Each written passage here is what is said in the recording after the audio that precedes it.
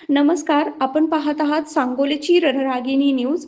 आगामी डॉक्टर बाबासाहेब आंबेडकर जयंती उत्साहाच्या पार्श्वभूमीवर सांगोला शहरात आणि तालुक्यात कायदा व सुव्यवस्था अबाधित राहावी यासाठी सांगोला पोलीस दलाच्या वतीने आज शहराच्या मुख्य मार्गावरून भव्य रूट मार्च म्हणजेच पथसंचलन आयोजित करण्यात आले होते.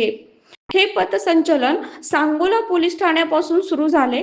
त्यानंतर डॉक्टर बाबासाहेब आंबेडकर चौक, भीमनगर, वाडेगाव नाका, महादेव गल्ली, शनी गल्ली, परीट गल्ली, हनुमान मंदिर, जय भवानी चौक आणि साहित्यरत्न अण्णाभाऊ साठे चौक मार्गे तहसील कार्यालयापर्यंत काढण्यात आले. शेवटी पोलीस ठाण्यामध्ये या संचलनाचा निरोप झाला.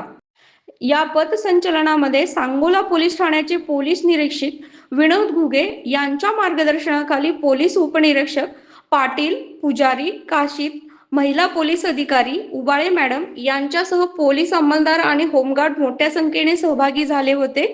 उत्सवाच्या काळात नागरिकांनी शांतता राखावी, कोणत्याही अफवांवर विश्वास ठेवू नये आणि प्रशासनाला सहकार्य करावे असा संदेश या रूट मार्चच्या माध्यमातून देण्यात आला. सांगोला पोलिसांनी या संचलनाद्वारे शहरात सुरक्षिततेचा विश्वास निर्माण केला आहे.